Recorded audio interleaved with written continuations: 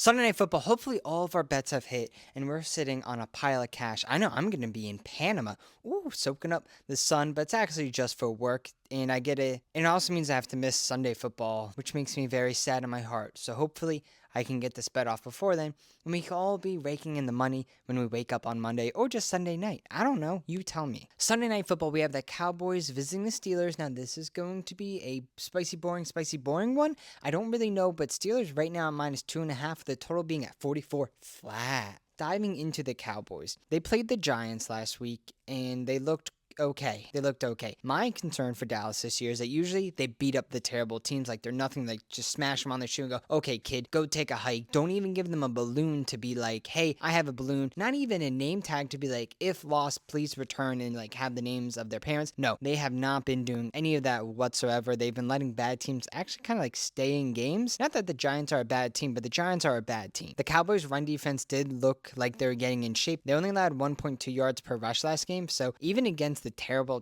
Giants team, I do love Devin Singletary, so I'm going to give him some praise. Even against them, they did start to whip it into shape a little bit, so I guess that's some positive outlook for. And they still have Dak Prescott as your quarterback, which is rough. Moving on to Pittsburgh, they lost the game to Joe Flacco. Now, I know what you're thinking, oh no, but it's Joe Flacco. Like, I understand, Joe Flacco is one of the best quarterbacks ever. You can't tell me otherwise. So I give them a pass. I'm not really putting that into my game because of last week. So I'm giving them a pass, and it's not even like I blame them for losing. But we are week 5 of the season, so I am crowning the Pittsburgh Steelers as the surprise team, but actually not that much of a surprise team because Mike Tomlin's a really good coach. Award of the year. So congrats, Pittsburgh Steelers. You guys have been playing out of your mind. And the big reason is because Justin Fields actually isn't that bad. If you were to start Russell Wilson, I don't think you guys would be 3-1 right now. But since you are studying Justin Fields, I always thought he was a pretty good quarterback in the Bears. Yeah, he made some terrible bonehead mistakes, but I was like, he's not bad. And this year, he's not making mistakes. I guess that's all Pittsburgh needs as a quarterback is just, hey, don't make mistakes, throw the ball, do a good job. I think he was probably like number 1 in fantasy. He got me like 32 fantasy points last week. So he's balling out. And besides the one weird, like, I'm standing, but I'm splitting, and someone just smacked it out of his hand fumble, he didn't play a bad game. And he actually kept them in there almost to the end, but they did end up losing because I bet on the Colts, and the Colts bet hit, which I was very, very warm inside about. Also, TJ Watt, he's just a stud. Simple as that. Right now, they're 3-1 against the spread on the year, and also just 3-1 straight up. So again, it's been an impressive start for this Pittsburgh front, but let's dive into the numbers. Steelers open up -1, then it went to -0.5 point, quickly steamed up to -2.5, dipped down at -1.5, and now it's back at -2.5. So they're still under a field goal, and there's a lot of sharp movement going on. I mean, from the 1 to 0.5, you're like, all right, whatever.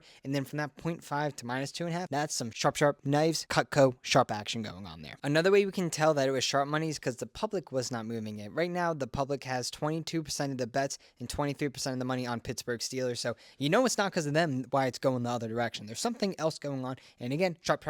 Cucko. Almost sounded like a gecko there. Can you imagine if I had an insurance commercial in the middle of this? Just a little green gecko dancing around on the screen. God, he looks so cute. I'll put him in a suit, make him sell some things, sing a Broadway show. I don't know. Anything can happen if I get a sponsor. Key injuries in this game, it's more on the Steelers front. You have Cordell Patterson likely not going to play. He's questionable, so he might play. On the other end, for running back, you still have Jalen Morgan doubtful, so he's likely not going to play, which is a big deal because that leaves Najee Harris as your only running back. Not that Najee Harris isn't a good running back. I just don't know if he's a good only option running back to have for the Steelers. And Dallas has no notable injuries.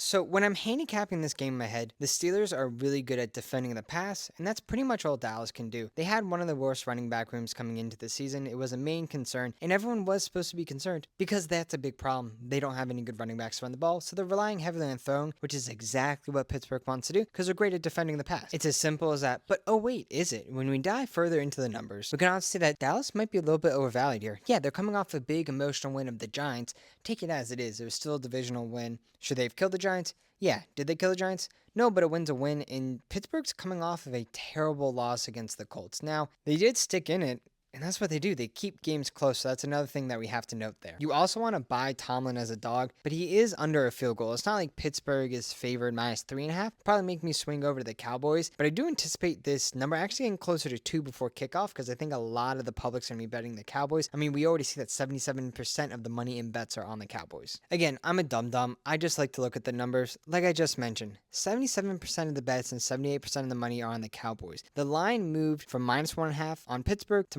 2.5 for Pittsburgh. With all those bets and money going on Dallas, there's no reason the line should move from -1.5 to 2.5. That's what I call some inverse correlation, otherwise known as probably the sharps are betting it. I'm not a sharp. I'm a dumb person. If you're really watching this, be like, oh, he knows what he's talking about. I don't really know what I'm talking about. You can see half the stats. I just looked them up right here just because I'm like, all right, I need something for Phil Awards because I just want to make 5 jokes about the NFL, shut off the cameras, call it a day. Anyway, with that being said, I'm going with Pittsburgh -2.5. I bought them at -1.5. As long as you get them under a field goal, go ahead, take them. So for I need to pick someone because it's prime time and I hate the Dallas Cowboys pick of the week. I'm going to back the Pittsburgh Steelers here at -2.5. Literally any way you can find them under a field goal, I'll go ahead and take that action. Good luck.